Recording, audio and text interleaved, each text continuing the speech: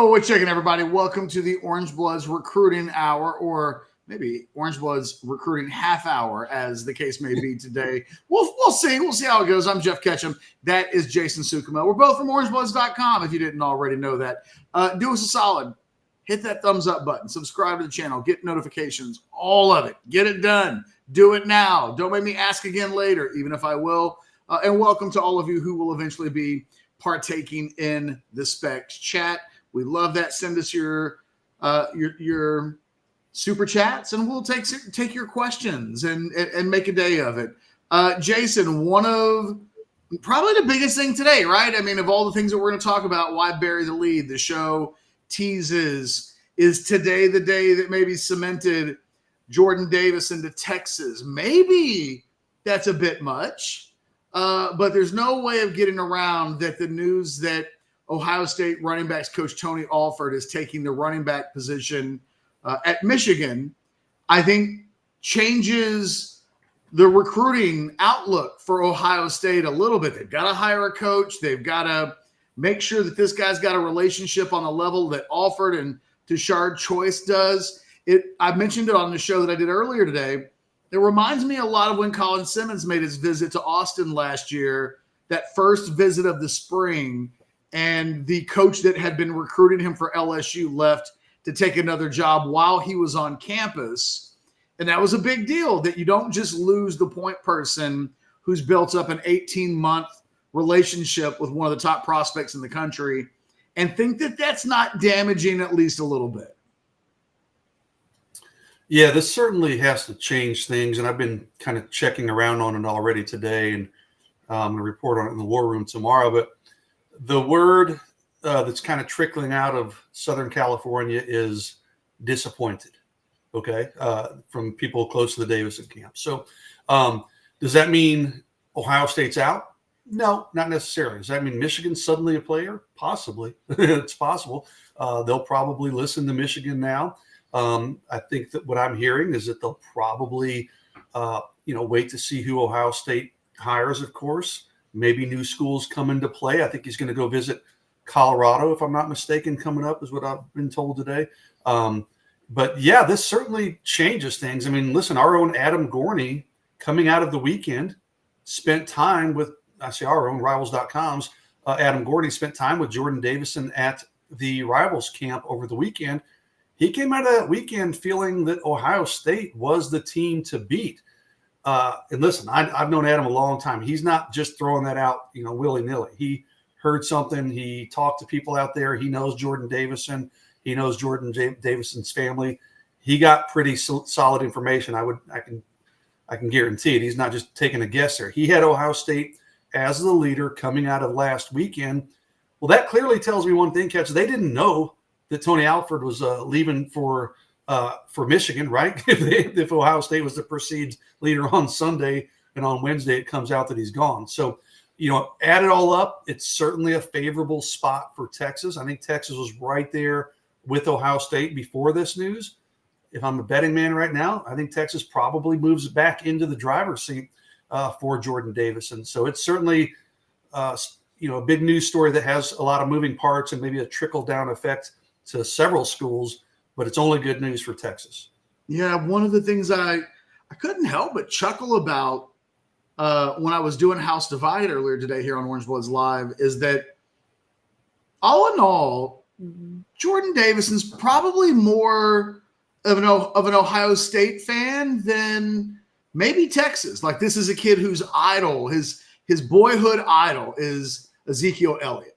He loves Zeke Elliott. He thinks that his game is somewhat patterned after Zeke Elliott. And it's funny, I saw a picture of Davison from the camp this weekend, and I was like, okay, I can kind of get it. He does have a little bit of a body type like Zeke Elliott. He's not one of these lean running backs. He's got some pounds on him. He's a guy that I totally get it. And you would imagine that if he's a Zeke Elliott fan, that maybe that happened when he was 9 or 10 years old, that he loves some Zeke Elliott. So he's been watching Ohio State football for probably as long as he's been watching football. He fell in love with Zeke Elliott He likes Ohio State. Ohio State's one of his top 2 teams. He's probably watched every Ohio State-Michigan game since he was 10 and rooted for Ohio State. I looked at the update that Rivals did with him they did it yesterday, but it would have been from conversations on Saturday and Sunday. There was no Michigan in his top 6. He's got some schools. He's going to go visit Alabama. He's got some schools that he's looking at beyond Ohio State and Texas. But Michigan certainly wasn't one of those schools. So for him to, I won't say wake up today and learn this, but who knows? I think that would have come out like 8:30 in the morning on the West Coast. It's quite possible if it's spring break that he slept in past 8:30. And the news that he woke up to was that the Ohio State running backs coach, who he has a really good relationship with, is off to Michigan of all teams.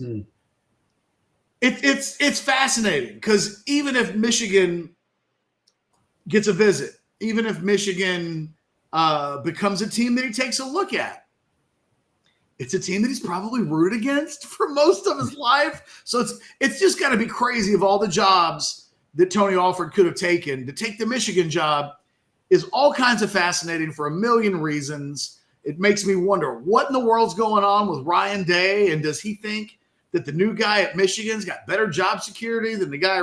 There's a lot there to unpack just on the Ohio State-Michigan side of the fence on this. But if you're Texas, yeah, he's going to look at some other schools. There will be other teams that maybe come up and down, but Texas is just hanging steady in that co-position right now. I think they go back to being the favorite. Again, like you said, the betting favorite would be Texas. Who does Ohio State hire now? I think, and they won't hire somebody just because someone has a relationship with Jordan Davidson. He's not Adrian Peterson. But if you end up hiring somebody that doesn't have a big relationship with Davidson, then while Texas spends the next 3 to 4 months trying to hammer home, hey, we've invested 2 years in you, Tashard Choice isn't going anywhere. He just got a raise, new contract, all that stuff. So he's going to be here while you're here. The other teams are trying to make up ground. Michigan's trying to establish a relationship. Ohio State's trying to hold on to it. Alabama's in chase mode on this particular recruitment. So, again, it very much reminds me of what happened with Simmons last year, and that the day he visits Texas back in, I think it was March, but could have been April. I don't have the exact date of when spring football was going on last year and he came in. But it was on a Saturday, and on that day, that news broke while he was on campus. And it kind of felt like from that moment moving forward the rest of the way that LSU never quite recovered from that he was okay with the guy that they hired, but it wasn't the guy that he had been previously leaning to. And if you're Texas, make sure you hold on to Tashard Choice, but you should have pole position on this. You should have higher ground. And in a year when I don't know that the in-state running back crop is anything to get completely excited about, and that maybe you do need to go get a national blue chip guy, this is a good set of developments. I just don't see how this is bad for Texas in any way. No, I can't. Even if I'm trying to find a way, I can't find a way that it's bad for Texas. You know, I'm looking. Ohio State took 2 running backs last year, one of which was James Peoples from down in San Antonio. The other one is a 3-star guy, ironically, out of Ohio, so a local guy. But, you know, the only thing that I think can really sabotage Texas almost at this point is one of 2 things. If Ohio State hires some certified badass, maybe somebody that already has somewhat of a relationship with Jordan Davidson. 2, if Jordan Davidson looks at, hey, Texas took 2 running backs last year. They had C.J. Baxter, who everybody's really high on the year before. Maybe he sees a pretty clogged up pathway to early playing time at Texas. Other than that, dude, this thing shapes up wonderfully for Texas, almost perfectly for Texas now. I mean, Alabama, I will say, has always been okay. And I talked to my own sources, and I'm going back like 3 months, and I staked my reputation on it. It was Texas, Ohio State, and Alabama were the top 3. There's other schools in the mix. He's going to consider, Oregon, mentioned Colorado, and some others. Well, and real quick, he's, I think, scheduled to visit Alabama like on the 23rd of this month. I think Ohio State is the 27th, and then scheduled to visit Texas on April 6th. If I remember, that was what was in the Rivals update from yesterday. Okay. And I know Colorado now is a school that's supposed to get a visit too, but the three leaders, Texas, Ohio State, Alabama. Okay. Shortly after that, Nick Saban leaves. And then we have the running back coach Pollard leaving Ohio State. So, I mean, if you're Tashard Choice seems like the nicest dude in the world, right? Maybe it's just good karma. Maybe because this thing is really unfolding perfectly for Texas. But, I mean, right now, I mean, and I haven't talked to Jordan. I haven't talked directly to anybody close to him, but just knowing what I know of this recruitment in my multiple conversations with Jordan Davidson, I would think Texas is probably the pretty substantial leader right now. Again, we'll see who Ohio State hires, and he and his family are watching that. Michigan could come into play here. Maybe he goes and gives Michigan a visit and falls in love. I don't know. But I mean, Texas, like you said, Texas has laid the groundwork here for about 2 years. He's visited 5 or 6 times already. He's got multiple other visits in the spring and for an official visit. So it just seems to me like everything is falling into place perfectly for Texas. I think it's going to be tough for one of these other schools to catch up. You know what the poison pill would be? The thing that might swing it in Ohio State's favor should they make this hire. As far as I know, he's unemployed at the moment. Zeke Elliott. Yeah, that would do it. I thought you were going to say Tashard Choice because, like, I kind of tongue in cheek mentioned that on Orange Bloods on the thread you started. Hey, just better hope that Ohio State doesn't call Tashard Choice. And of course, all the Orange Bloods readers like, Sukamel, what are you hearing? And I'm like, no. To be clear, I'm not hearing anything. But if I'm at school like Ohio State, that's got to be a call that you make. Yeah. If I'm Notre Dame, I mean, Tashard's not leaving for some small school. But if I'm a USC, Georgia, you're damn right. Tashard Choice is probably the first call I make. So, I'm not saying I have not heard it's happening or that it's going to happen. Am I expecting it? Not necessarily, but I certainly wouldn't be shocked if Ryan Day at least kicked the tires to see if there was an interest from Tashard Choice. And listen, Ohio State, they just make that DeMarco Murray kind of hire where they bring the prodigal son home. Yeah. That might be the thing that if you literally had Zeke Elliott, who I say tongue in cheek because he's not retired. I don't think he's given up on playing in the NFL just yet. But wouldn't shock me if in 3 years Zeke Elliott is a running back coach at Ohio State or something like that down the pike. And it would be funny about how sliding doors, and sometimes it's all about timing in life as much as anything else. You said it, Tashard Choice as things stand right now. Because I think you and I are kind of, I don't want to put words in your mouth, and you can correct me a little bit, but I've got a future cast in for Texas to Davidson. When I heard coming out of the weekend that Ohio State might have been the leader, there was a part of me that I wasn't rushing. I wasn't going to go change my future cast. I wasn't going to change my prediction.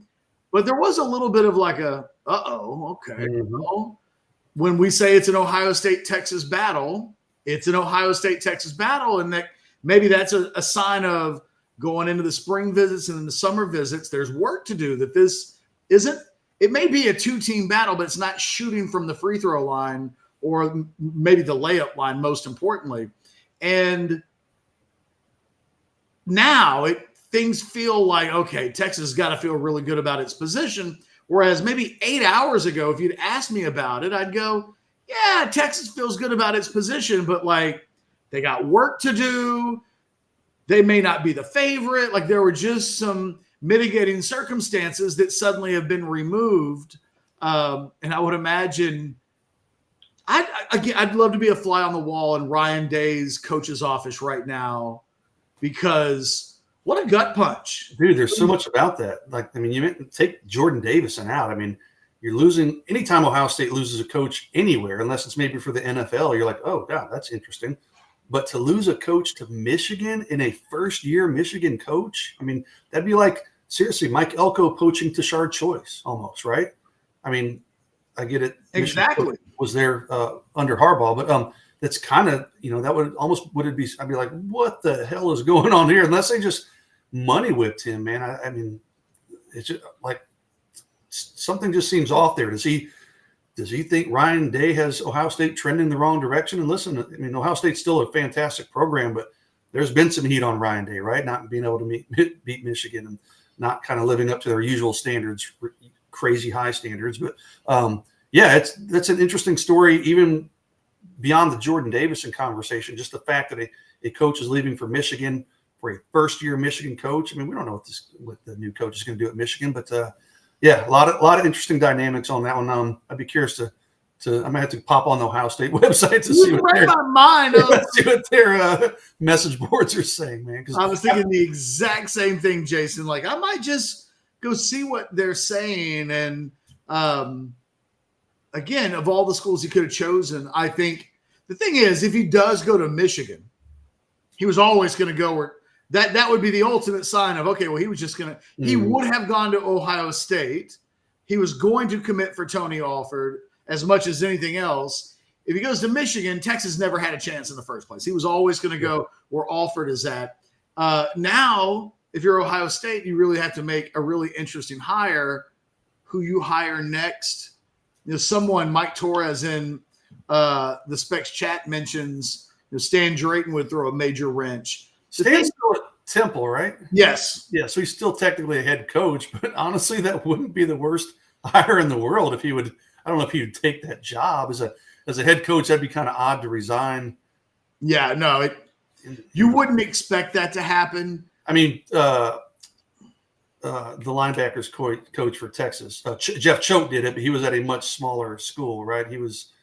Where was he before Texas? I can't even remember. Well, in North Dakota State. Jeff Choate, but African-American black coaches in college football don't get a ton of head coaching opportunities. So, if you're Stan Drayton, you may never get another one if you quit the one you have. So, I don't expect that to happen. But Mike brings up a good point. Chip Kelly left UCLA for Ohio State. So, hey, maybe Chip Kelly and the Ohio State former Ohio State running back coach Pollard, maybe they didn't get along or something. Maybe that's part of the reason he's leaving. I don't know what's going on up there, but But Mike, the point I was going to bring up, Jason, is even if you hired a guy like Stan Drayton, who would be a great hire, presumably Stan Drayton's first phone conversation or DM or whatever would be, hello, my name is Stan Drayton.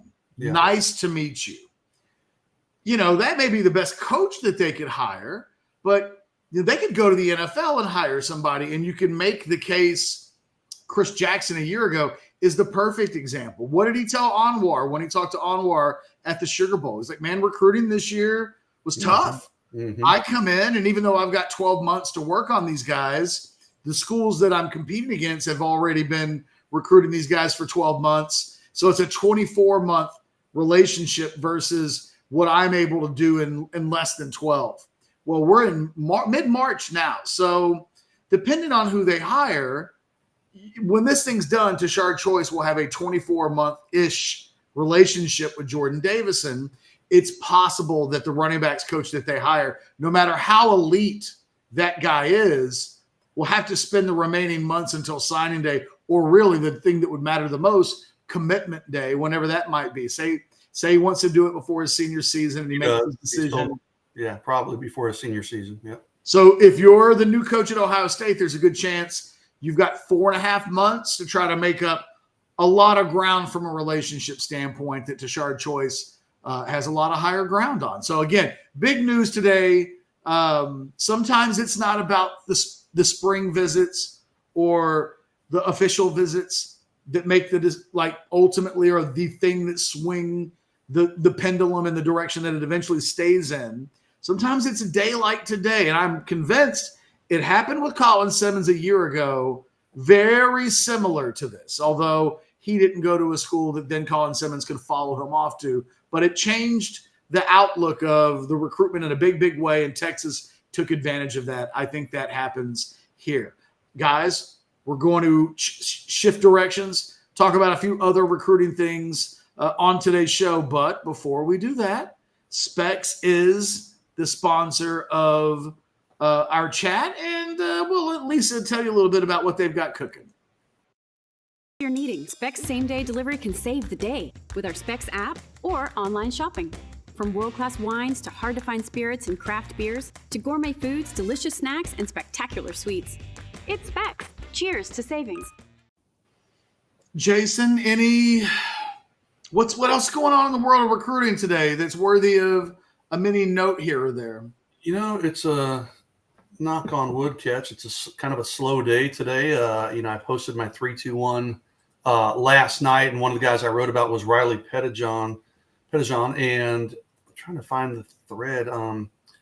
Ranking the contenders. Our new rivals analyst, Marsh Levinson, ranked the 5 contenders for Riley Pettijohn. He did have Texas on top, Texas number 1, followed by USC, which I thought was a little bit of a surprising and interesting pick to some degree because, Riley doesn't really tip his hand, but he has Texas, USC, Ohio State, Texas A&M, and Florida State in that order for Riley Pettijohn. I know he talked quite a bit, Riley did on Sunday at the Under Armour camp, quite a bit about Florida State, a little bit Ohio State. He did talk up USC quite a bit. I still think that one's Texas's to lose. I think Texas has a sizable advantage there. I mean, again, the kid showed up with a Texas backpack on, as we've mentioned previously. So I thought, that was an interesting newsworthy story. I actually, in my 3-2-1, I've got so many tabs open here. Sorry. In my 3-2-1, I made a prediction, and we can talk about that. You probably have read it, but I actually predicted 2 things in my prediction. I said, for my way too early predictions file, I went ahead and predicted Booby Feaster, the freshman receiver out of DeSoto, to Texas. And the reason I did that is he loves Texas. For when I talked to him, twice now I've seen him this spring rocking a Texas backpack. I talked to other people at the camp on Sunday. They're like, Booby's going to Texas, dude. It's just a matter of when. My other prediction, I said, I'm just going to read it. So while we're in the business of making predictions, Texas currently has 5 commitments for the 2025 cycle.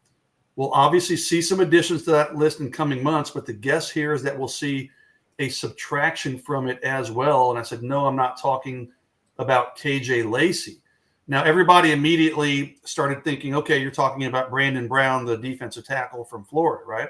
And that's possible. Brandon Brown might wind up being a former Texas commitment at some point. He's still committed, but, he's a very soft commitment. But I just got a sneaky suspicion linebacker Deuce Williams catch just might open things up, and maybe it's kind of a mutual thing at this point.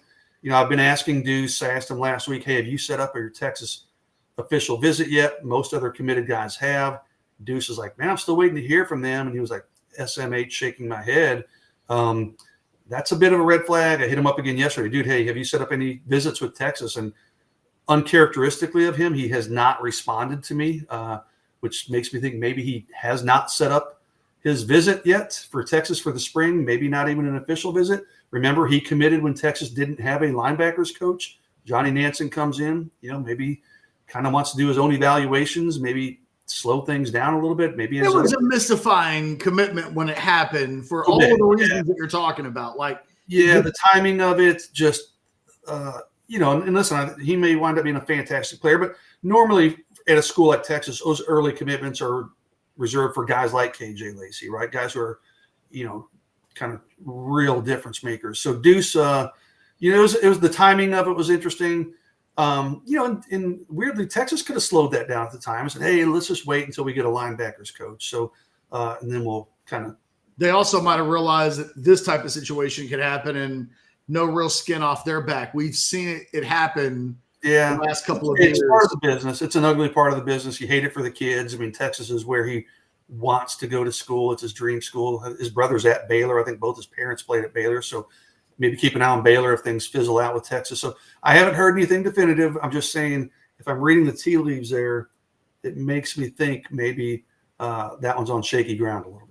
All right, one last newsy thing I wanted to get into today, and I will give credit to this because this is where I saw it from originally. Former Rivals.com employee, current On3 reporter Sam Spiegelman talked to Andrew Marsh today. I think he went by the high school.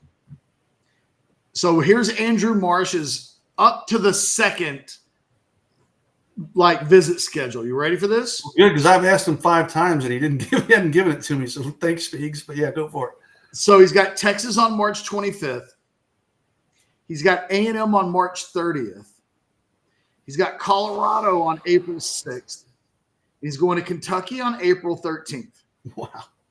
He's got 3 official visits set up. He's got USC on June 7th.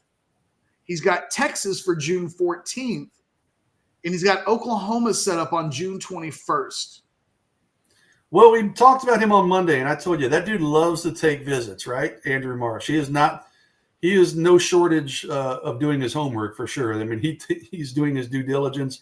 It's rare that there's a weekend where he's not visiting some campus, unless it's a dead period, of course. So that doesn't surprise me. The Kentucky one's a little bit interesting, but yeah, it doesn't surprise me. He's got a load of visits for the spring and obviously official visits too. So.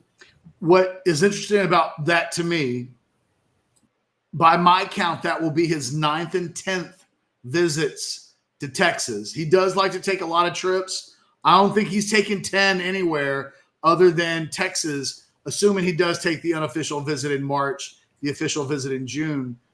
Not surprising to see A&M. He's already taken an unofficial visit to A&M in January and an unofficial visit to Oklahoma in January. But he has no official visit set up to A&M yet. I guess that's what stood out. He had Texas, Oklahoma, and who was the third official? And USC the week before Texas. So A&M will get an official. They will, but it's not set up yet. And it's always, who was it, the guy that the other day, it's been a week went by, which feels like a year, but one of the guys set up the official visit to Texas before he set up anything else. He was like, I'm coming in. Fasusi. That's right. It was Fasusi just a week ago. And it was like, well, look, it can't be a bad thing that he's got his Texas visit set up. We know he's going to go to Oklahoma, but it hasn't happened yet. He's decided he wants to go on the weekend that Texas wants him to come in. The Andrew Marsh thing is interesting because he didn't go to Texas in the spring. He's going to take a return trip to A&M after he visits Texas in March, but no official visit yet set up. I don't know. Maybe this thing's as easy as he's going to visit USC. He's taking these other visits, but maybe it really is Texas A&M, and Oklahoma at the end of the day, and maybe Texas versus Texas A&M when it's all boiled. When it boils down to him making a final decision. And I'm assuming we don't have the USC visits in the database, but I know he's visited USC a couple times. And the other one I would watch there that he doesn't have I don't think he even said he has an unofficial. Was LSU on that list at all for an unofficial? No. Either? Interesting. Okay. I would have thought LSU and A&M certainly I would think would be 2 that would get officials out of him probably. But USC is an interesting play there because he's visited there. We don't have it in our database, but I know he's been out there a couple times. Some schools are just better than others about putting these unofficial visits in there. But USC is an interesting one. I could see Marsh relating well out there, just his personality and kind of the vibe, West Coast vibe. But I mentioned this on Monday in our recruiting hour. We were going through the top 20.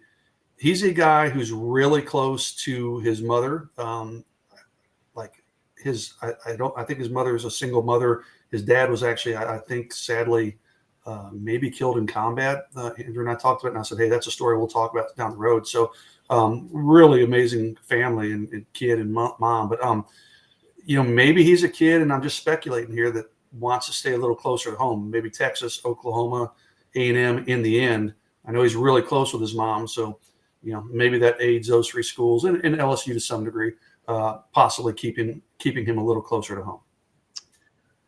And on that note, Jason, if there's we got a super chat catch from Tom G. just came in. Oh, hold on, my bad. I'm in the wrong section, so I didn't see the chats. Good eyes there. We would have stolen his $10. Tom says, "What's the plan for the spring game? Is OB putting anything together?" Tom, sit tight. Yes, we are. Nothing's official, but I can tell you that I have been working behind the scenes. I'll probably have a conversation with the Orange Bloods team later today about trying to figure that out. We're going to do something. We're going to be somewhere. Where that is, we haven't quite nailed down yet. Stay tuned. We'll let you know. We still got like a month. So settle down, Tom. We got 5 weeks. Let us let us figure it out. But the good news is the answer is yes. And the better news, depending on how much you like me or dislike me, I'm going to almost certainly be there. I think one of the things we're definitely going to be doing is a Friday get together the day before the spring game.